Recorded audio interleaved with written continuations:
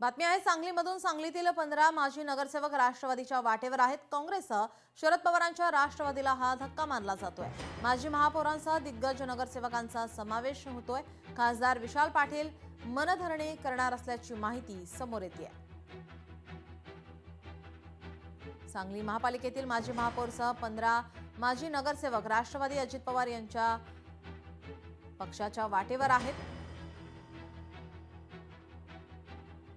आपले प्रतिनिधी संजय देसाई आपल्यासोबत जोडलेले आहेत। संजय, आपण पाहतोय आगामी निवडणुका आणि आता महापालिकेचं बिगुल वाजल्यानंतर आता आपण पक्षांतर पाहतोय। माजी महापौरसह 15 माजी नगरसेवक राष्ट्रवादी अजित पवार यांच्या पक्षाच्या वाटेवर आहेत।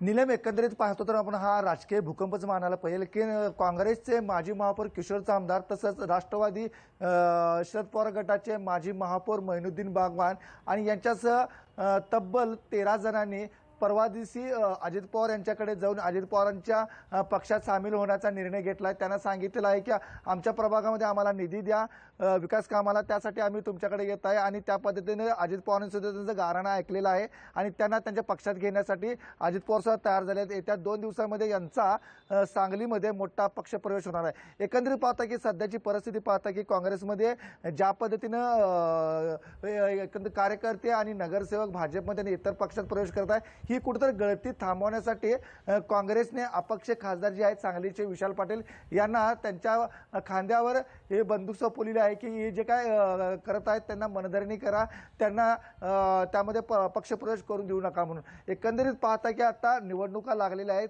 आणि निवडणुका आणि ज्या का पक्षामध्ये यांना काय वरचढ निर्माण झालेला आहे। एकेका प्रभागामध्ये 4-4, 5-5 उमेदवार एका पक्षाकडून तयार झालेले आहेत। त्यामुळे याच्यामध्ये रस्सीखेच पाहायला मिळणार आहे। त्यामुळे हे आपल्याला पुढे उमेदवारी मिळणार का नाही मिळणार, त्यामुळे आतापासूनच ही सगळी तयारीला लागलेत। एकंदरीत पाहता की सगळे जे काही उमेदवार आहेत हे उमेदवार अजित पवार गटामध्ये सामील होणार आहेत आणि त्यासाठी विशाल पाटील यांना मनधरणी करण्यासाठी आज बैठक घेण्यात आलेली आहे। धन्यवाद संजय, आपण दिलेल्या सविस्तर माहितीसाठी।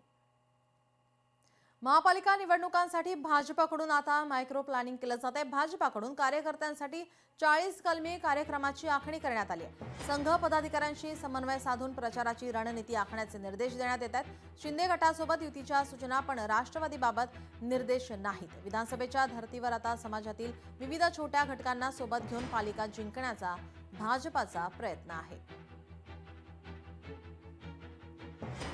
निवडणुकीच्या पार्श्वभूमीवर मुंबई महापालिका सज्ज झालेली आहे। मतदार जागृतीसाठी समिती गठीत करण्यात आली आहे। मतदानाचे महत्त्व पटवून देण्यासाठी जनजागृती केली जाते। या समितीमध्ये माहिती आणि जनसंपर्क महासंचालनालय, मुंबई महापालिकेतील अधिकाऱ्यांची नियुक्ती करण्यात येणार आहे। निवडणुकीपूर्वी पथनाट्य, महाविद्यालयीन विद्यार्थ्यांशी संवाद आदी विविध योजना राबवण्याची शक्यता आहे। सामाजिक संस्था आणि महाविद्यालयीन विद्यार्थ्यांची मदत घेतली जाणार आहे। लोकशाही मराठी ऐका, पहा, जागरूक रहा।